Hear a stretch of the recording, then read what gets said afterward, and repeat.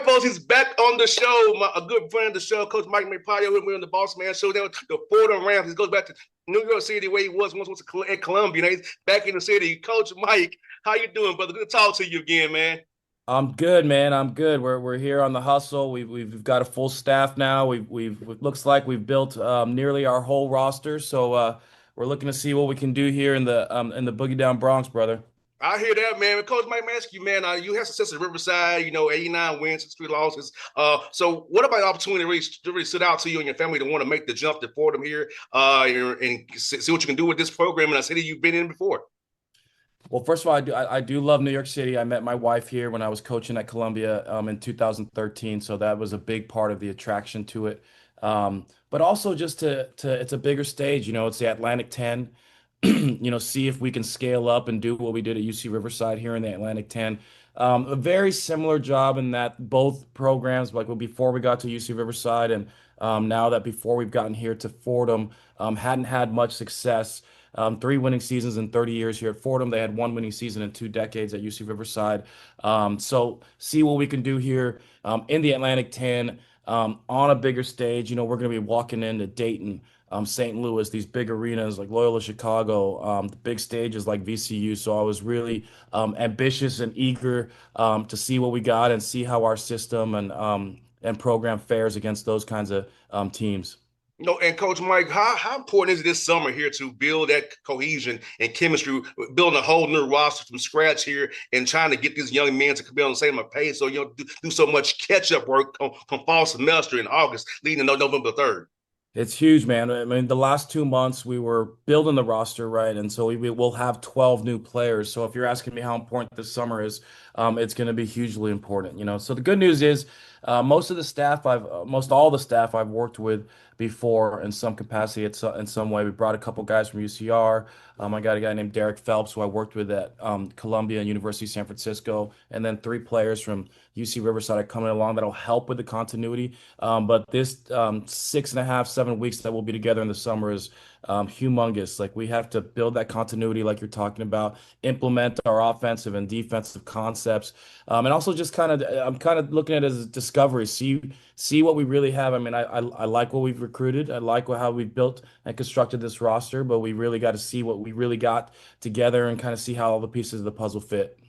I'm curious about this, Coach Mike. You have a lot of international players on your roster. So talk Yeah. about how tough it is to recruit international kids from getting them in school with visas, stuff like that. How hard is it? Because I don't think fans understand how hard it is getting international kids in school more than a domestic kid in the summertime. Yeah, it's luckily for me, in all of my places that I've been, whether it's University of San Francisco, Columbia, and at UC Riverside, we've always had international flavor to our program, and at UCR, it was a lot of Australians, and we brought 2 Australians and a German. Those are the 3 players I'm bringing with us to Fordham. But the good news is Fordham. The athletic department is built on international players. A lot of the coaches, the water polo, the soccers, they have a lot of international players on the team. So, but yes, it is like, and that's one of the main things I have on my board here as our to-do list as a staff is just getting their I-20s all set up. As stuff is going on politically with the immigration stuff, some of that's kind of getting on our radar and hoping that it doesn't affect us. We kind of went through this challenge during COVID because they were very strict with certain countries. So you got to be agile. You got to be able to move and make sure that you get these guys here. It is a big deal, especially if you're building. I think we'll have 6 international players, 3 Australians, 1 German, 1 French, 1 Japanese. So we're going to be on it and making sure that we have a team. We got to field a team come November 3rd. But hopefully we get them all here this summer. And Coach Mike, how cool is it for diversity purposes, like to have the guys different backgrounds? And because I feel like for me, going to school, I got to meet the people from different backgrounds I wasn't exposed to as a kid. So think about how cool it is for young men to come together on the sport and get to meet people from different backgrounds, learn about different cultures, and learn about change your mindset about how things really are outside of your little bubble that you grew up in. Oh, for sure. I mean, just if you were to come visit us, JR, here in the Bronx, it's a melting pot just here. I mean, we have this university that's enclosed, and then you're surrounded by Italians, Irish, Puerto Ricans, Dominicans. We're just here in the Bronx, and it's a melting pot. And where I grew up in Los Angeles, it was the same. And I'm, obviously a very rare, a unique breed in that I'm a Asian coach, and in this college basketball world, there's not a ton of us. So I definitely take a lot of pride in that. I think it's really, and I'm really excited for my, my kids, my 4-year-old and 3-year-old to just experience New York City and the melting pot that it is. So I think that it's good for our team to kind of, I guess, align with the culture around us here, and I love having diverse points of view and personalities. And we always say this on the recruit. I accept all personalities. Some guys are going to be louder than others. Some guys are going to be different in a lot in culture. And so, we really do want all kinds of different personalities, and we want that character, that to shape our character of our team. And Coach Mike, off the court, the education you're going to get it for them for these young men, and being in New York, the Bronx. So networking opportunities for you for these young men. They can get internships. They can connect with people who I've once basketball ends for them. They can connect with them, have a job, and have a relationship built because of going to Fordham, getting an education, being in that environment already up there. Oh man, I mean, first of all, it's a top 100 university in the country. So you're getting a high academic. I mean, this campus is like an Ivy League campus. It's beautiful, it's gorgeous. But just New York City in general, I think New York City attracts the best and the brightest. I think it's the greatest city in the world. And like, it's like even yourself as you've maneuvered and done a great job in your business world and what you've done, how important these relationships are. I mean, we've had internships being offered already. I'm like trying to first summer, I'm trying to stop them from doing too many internships just because we do need to focus in on and have a great 6 weeks together. But like the name on the football field here is the owner of TD Ameritrade, the owner of the Giants. John Mara is a Fordham alum. I mean, there are Mike Breen, the guy who does the as you know, that does the broadcast. There's a very powerful TV and radio division here that comes out of Fordham. So there's a lot of great talent, and there's a lot of powerful alums, and I think that's a big part of why we think that Fordham can grow into something great. And Coach Mike, with so many great schools up there in the New York City area, talk about non-conference schedules, maybe trying to get some of these regional rivalries going again, and kind of saving on money in the budget by staying right, which is playing quality in the area right there, which you got so many of them. Man, I would love to, I know everybody keeps asking me that. Two of my best friends just got the jobs at Columbia and Iona, respectively. Kevin Hovde at Columbia, who I worked with at San Francisco and Columbia, and he just won a national championship with Florida. And we're not playing them this year, but my other great friend, Dan Giroux, who I worked with at Campbell, he's now the head coach at Iona. And actually, we're going to be playing a home and home against each other, so that's now scheduled. And I would love to play Coach Patino. I know Fordham played him last year, but I wasn't here, so I just got a ton of respect for him. And I would, we're hustling down trying to play UConn, Villanova, any of them that'll play us right now. We're a little late to the game trying to put this schedule together, but I think you can count on us playing some of these. Like we play Manhattan as well. That one's not announced yet, but it's we'll be looking for these. I love like you said, the driving distance. And I would love if we could get something like Philly's got going, like the Big Five, just all of us playing each other, and just as the Knicks get really good, and hopefully, and St. John's is really good. Hopefully, the rest of us come along in New York City as well. And yeah, hopefully playing at the Garden too. I always love when the Hawks I play at the would, that's what Garden, I man. want, man. It's all about the guard. We are talking about that yesterday, and I think that that's going to be the attraction. Hopefully, if we get Fordham to relevancy, which is the plan, we'll hopefully be doing home and homes. But I think they'll want to come to New York City if we can, build a program that is worthy of playing in the Garden every year. 100%. And Coach, Mike, let me ask this man about recruiting now, since it's how with the portal and the NIL, how has it changed for you to kind of do speed dating these guys? You got to talk to the coaches, but really you have to look at these film on synergy, look at highlight film, and kind of make a determination. How has it been to try to speed date these young men to figure out who's the right fit for the program and not just don't they have the right mindset about it, or is it about themselves? So talk about that change in recruiting here with the portal and the NIL that's taking over here now. It's wild. It is wild. The 2 months now when the portal opens March 24th, all the way through just about a week, 2 weeks ago. That is a wild time, and especially here when we were in transition, and like I said, we had to get 12 new players. It was pretty intense, and that used to be the break for college coaches, and it is no longer. It is probably is the busiest time of the year, to be honest, just because it depends. But I think that 50% of college basketball nearly was in the portal. That's how many people were transferring. So right now there's no guardrails, so it's the wild wild west out there. but it's very important. And so not only just to figure out what you can attract and you're trying to get, we try to build this and I don't even call it recruiting anymore. I call it roster construction because NIL is a factor in it.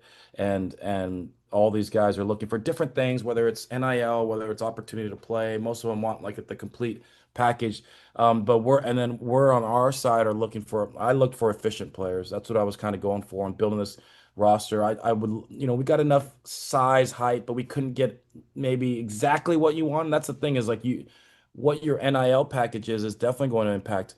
I'm not the Dodgers. We were just talking about the Dodgers. We're more, maybe we're more the Braves. We're not like the lead. We're not the A's, but we're, so well, we're not the Dodgers. We're not the Mets. We have to be really strategic.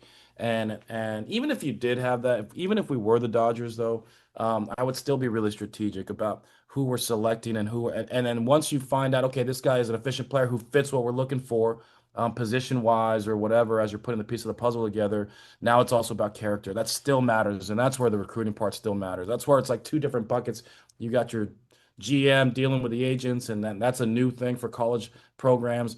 And then we're still recruiting character and attitude and work ethic, and that's really important. So we definitely vet as best we possibly can, talk to everybody in their circle and see if they're the right kinds of guys. So that is the challenge, but it's no different than when the Hawks are trying to attract talent, they still want to make sure they're getting great guys, and so it is very much a professional model in that sense.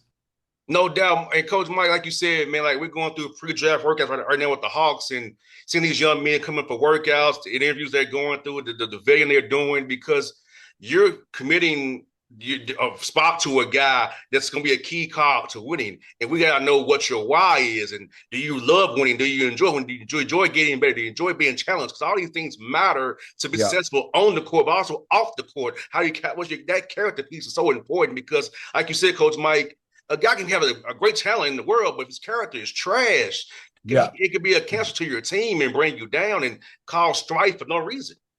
Yeah, it's such a different, and these 18 to 23-year-olds will say are kind of learning on the fly here that this is, I say this to them. I say, I want you to think of this as like as if you're signing your first professional contract with the New York Knicks, or you're signing a two-way contract with the Knicks G League team or whatever, or the Atlanta Hawks. It really is the same thing, and they need to start. The student athletes are starting to wrap their heads around like these universities are just like the Hawks. We're investing Yes. this much, whatever X in you, and we expect that you're going to handle yourself like a professional in every aspect on and off the court. Because like when you're with the Hawks or the guys that make it in the NBA, they value professionalism. And when they say professional, like you say, you want to be a pro, it's not just like you get to be a pro and be in the NBA. It's like how you take care of your body, you show up on time, how you deal with the community and take care of the Atlanta in general, for instance, or something. And for us, it'll be like the Bronx and doing things on campus. So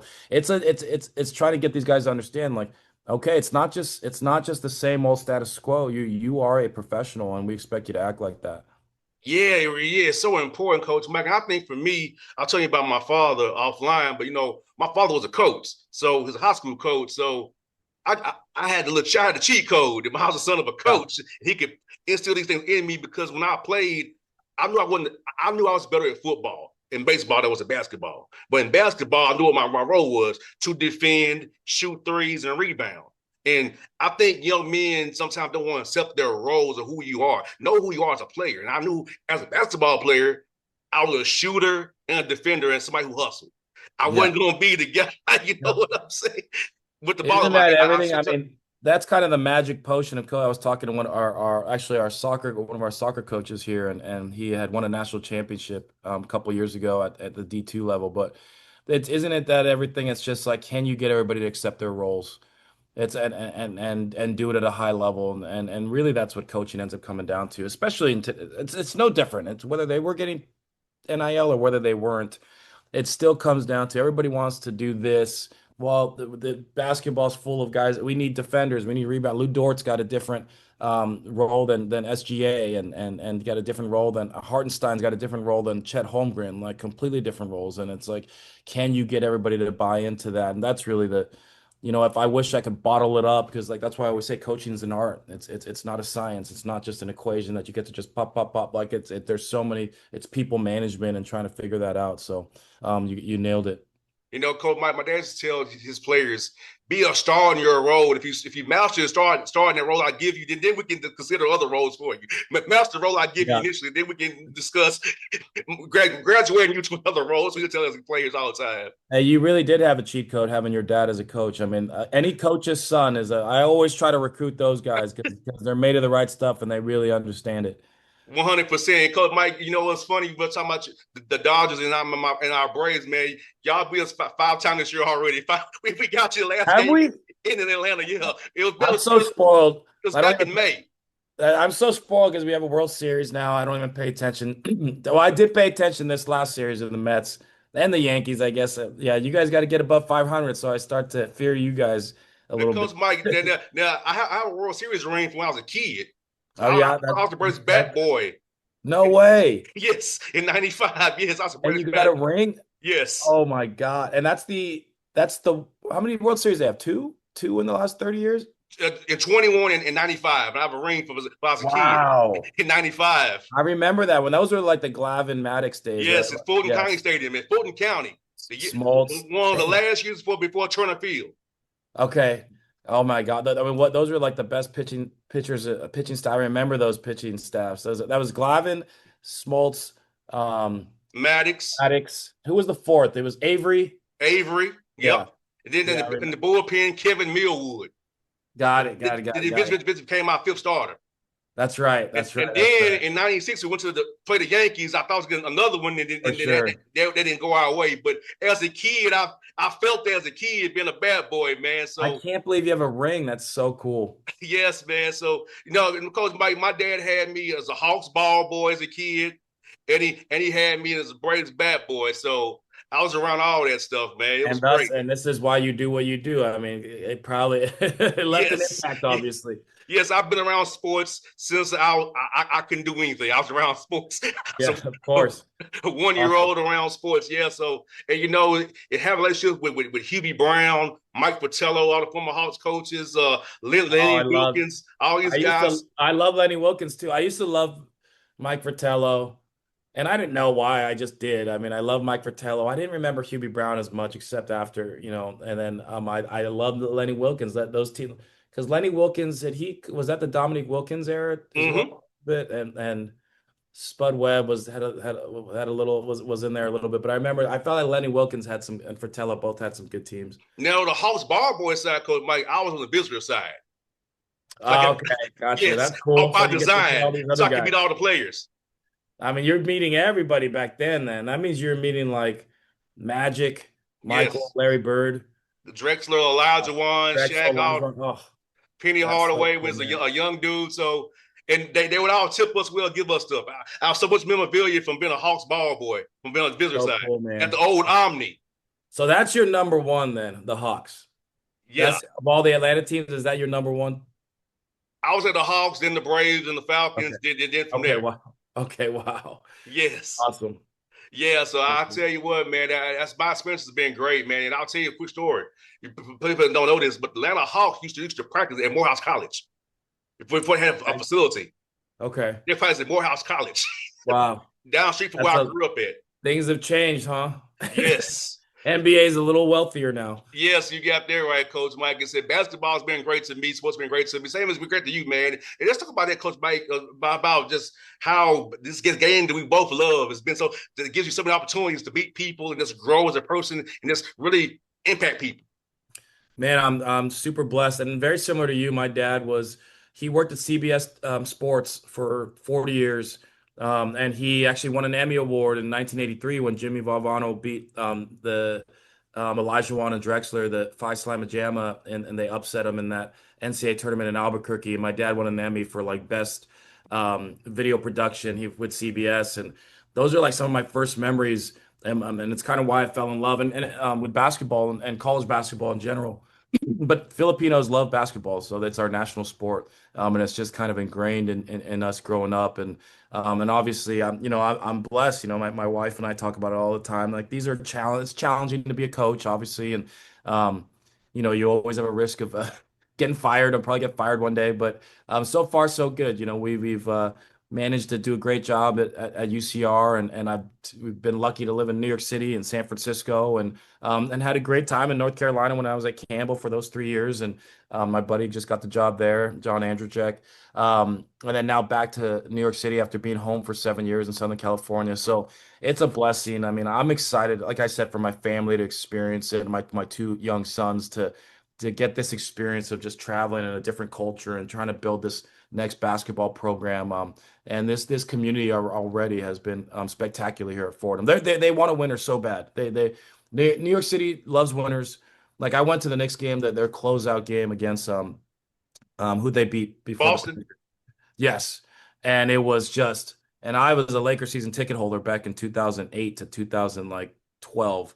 And Knicks was just, it was wild. Every basket, it was electric. And so, and here at Fordham, it's not that they want a winner bad. And if we can get this thing rocking, Rose Hill Gymnasium, this gym here will be going crazy. And so, I've been really fortunate, and hopefully it keeps going. Hopefully, it's just the start of a career and start of a program for them that builds into a big time winner in the A10. I hear that, Coach Mike. Well, I'm hoping it happens for you, man. I hope we're talking again in March, man. We go to the big dance. Yes. We have a chat in March before you get Sunday. So I hope it happens for you, man, because you're a heck of a guy, man. I love the way your teams play, man. I know you do a good job for them. They're blessed to have you, man. Thanks, JR. Thanks, brother. Appreciate you. Anytime, man.